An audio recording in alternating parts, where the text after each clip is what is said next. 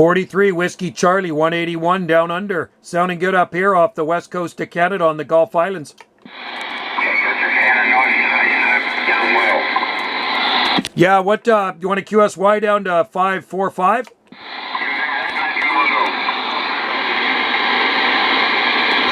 How about that 43 Division Station? Bring her back to 9 UDX, 791 on the Gulf Islands. 791, 181 returning personal Mike India, Kilo Echo. Conditions are still hanging in there at the moment. We've had some exceptionally good conditions here in the last couple of days. So back to you. Yeah, you came blasting in there. I didn't know if you'd hear me or not. I'm running just stock power out of the radio here. Got her turned down a little bit, about between 30 and 40 watts. And I got you coming into the red here, man. Very loud audio, too. Yeah, you're doing pretty well today, as usual, too. So, big day to cool down for you up there. Is it back to you? Yeah, well, we got sun and clouds right now, but it is certainly feeling like fall today. I think the high temperature is only around 15 degrees Celsius, so it is definitely feeling fallish. That's a change eventually. We got about 18 so far this today. Not that limit bit after 11 o'clock, 11 a.m. But 11 seconds I recording to that. Beautiful sunny day. Flying around on this, but I am back to you. Yeah, you guys are going into your opposite seasons than us, right? You guys are going into spring there, QSL. Yeah, QSL. Today's probably the first really nice day we've had by the looks of it. Going to make 20 plus and just no breeze, just a beautiful sunny day. Sounds like the place to be down under. I better pack my bags and hop on a flight. Man, that sounds like a beautiful place. Always welcome. Always welcome. Operating conditions this way. Foot is a Foxtrot Tango 1000 Mike Popper through Foreman beam taken up your way. Conditions your direction have been pretty well the last couple of weeks. Gen Energy guys, back to you. Yeah, you betcha there, Mike. Yeah, working a lot of South Pacific and Central Pacific DX here for sure. It's good operating equipment you got there. It's working very well for you, my friend.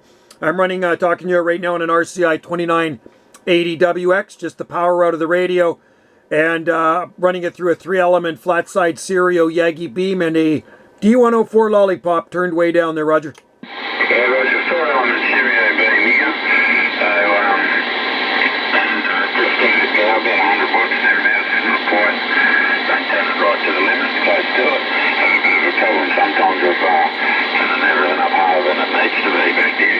Yeah, Roger on that. I'll put a little bit more fire in the wire if somebody's having a tough time hearing me. But in the meantime, I just like to run the stock power out of the radio if I can make the trip there, Roger. You're making no trouble at all. I wish I can't record it for you, but you're making 9 tens, no trouble at all.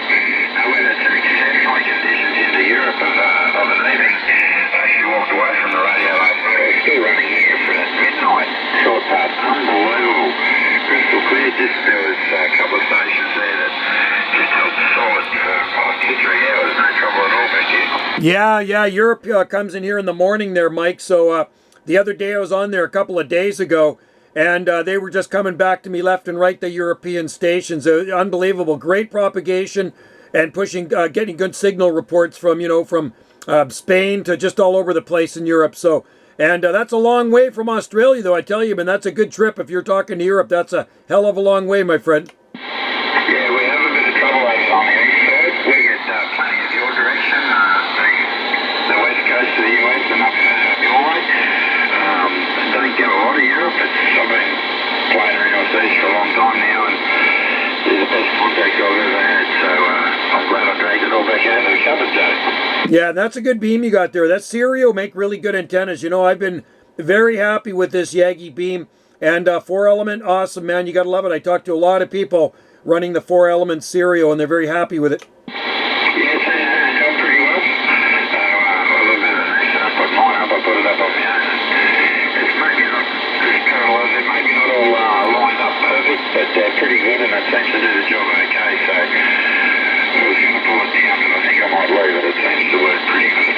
Oh, yeah, no, don't change a thing, Mike. Sounding good. I am making a video gate right now. I do have a YouTube video gate channel, so I'll upload this later when I get out of the Radio Shack and in the house. I'll put it on my YouTube channel so you can see how good you're coming in. You're into the red, not a problem.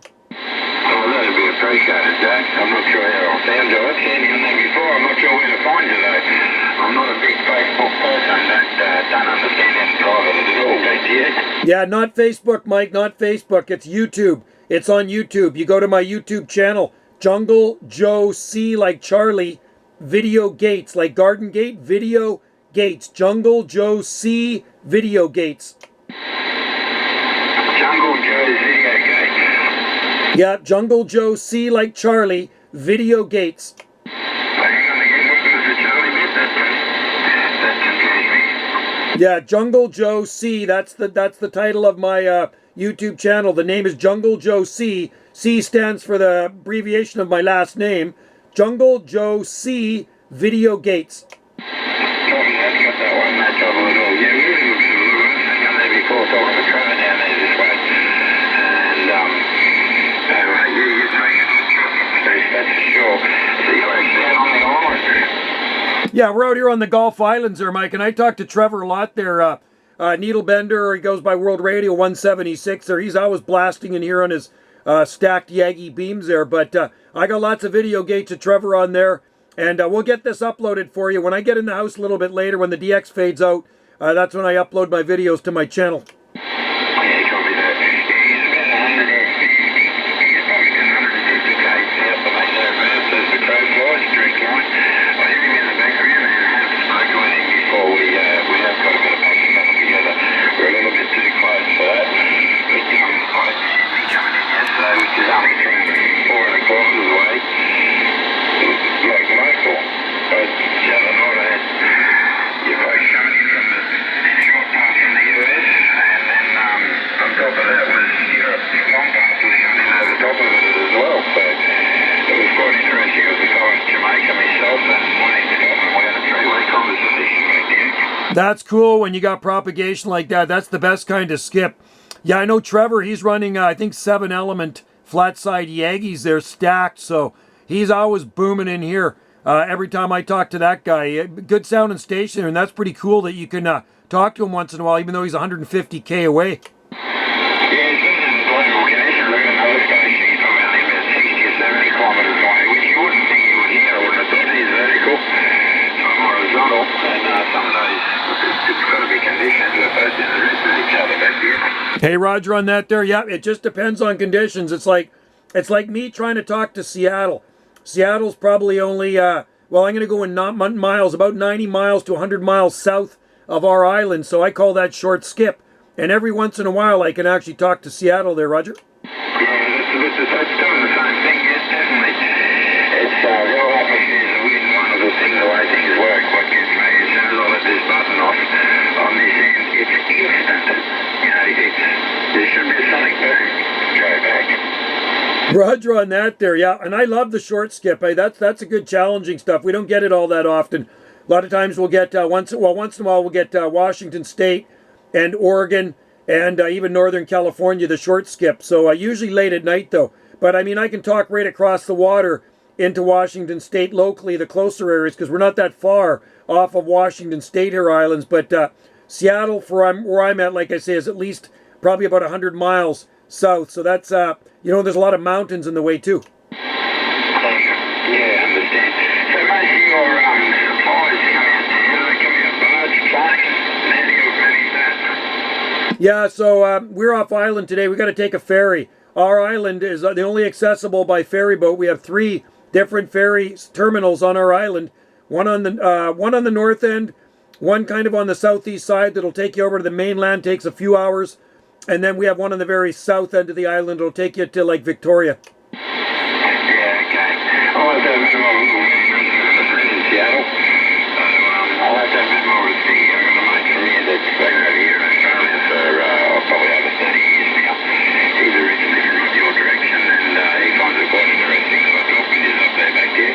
That's pretty cool. Well, I used to have a friend that lived on the very south end of our island, about 16 miles south of where I'm at, up on top of one of the mountains at 2,300 feet, and he could talk to Seattle locally, not a problem. But then again, he had that elevation there, Roger. Yeah, copy that. I'm a bit lucky. We're only, the highest we only in Australia is only 7,000 feet. We're only on less than 400 feet above sea level here. And I'm at the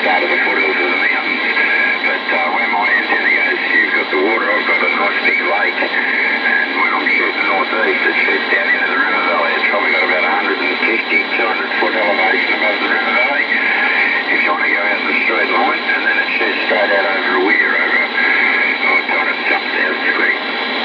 I water the Hume Dam, so I get a good shot of the northeast and the northwest, which probably helps a little bit, I think, don't you? Yeah, that does help, man. Water definitely does help. Sounds like you're in a good spot, good elevation, and being by that weir, by that water. I'm about 160 feet above sea level here on the northern point of this island, and I have water right around me. I have the Pacific Ocean wrapped right around us here. Like I can walk across the street and I'm at the beach there, Roger.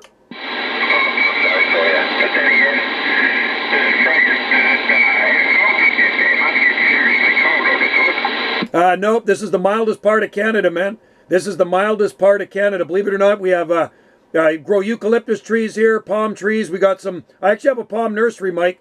You check out my your YouTube channel, you'll see some of my videos. I walk through the garden here, lots of palm trees. I got a beautiful huge Tasmanian tree fern in the garden I planted over 3 decades ago.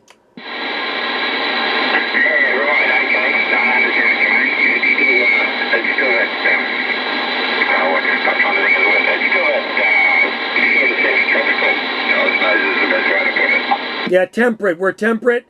Just because we have the ocean around us, we have the offshore Japan current and the North Pacific current. It regulates the air temperatures year-round, so there's no real extremes here. Our winters are wet and not white there, QSL.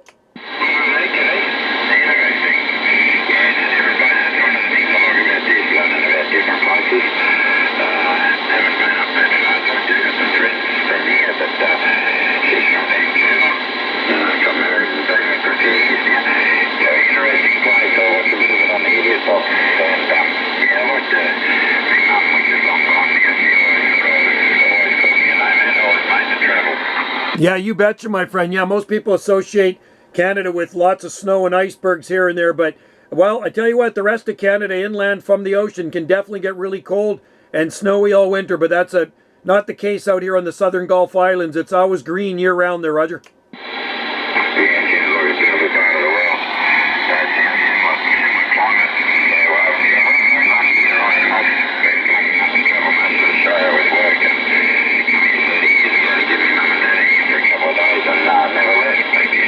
I love Australia, man. I'd love to visit there. I've never been, but I've got friends that have been there, and they said, Joe, you got to go to Australia, because I like plants, and there's lots of cool plants that grow in Australia.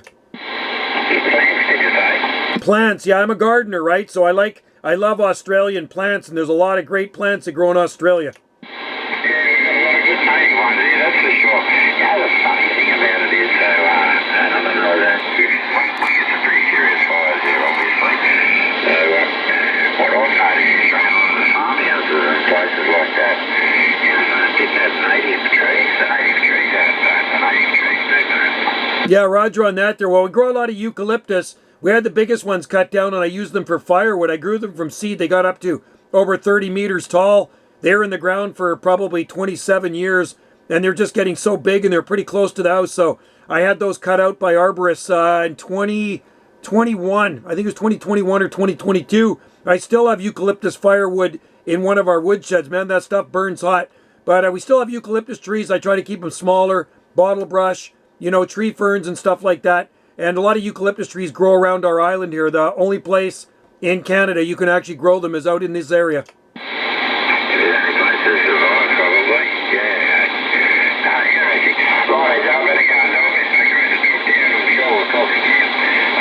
I'll take her in up here a bit more often. There's too much noise down lower at 38, 35. It just seems to be a muck fest. I know, it's terrible down there. You get down below 405, Mike, and it's a train wreck. Especially channel 385, man. Terrible down there most of the time. There's just a lot of people causing H&D and making a lot of unnecessary noise. Anyway, Mike, hey, been a pleasure, my friend. Check out the YouTube channel. I'll get this video uploaded for you. Try to get her on before I go to bed. And we'll say cheers and beers to you. Enjoy the DX, my friend, and I hope we can talk again soon. 43 World Radio, 181 Australia, 9 UDX 791 out here on the Gulf Islands, North Pacific waving. Thank you, Joe. Great conversation, and sure we'll talk again. You pick up the yell out more than happy to have a chin wag. 791, 14, Charlie 181. All the best, Joe, and we will talk again. Cheers and beers, my friend.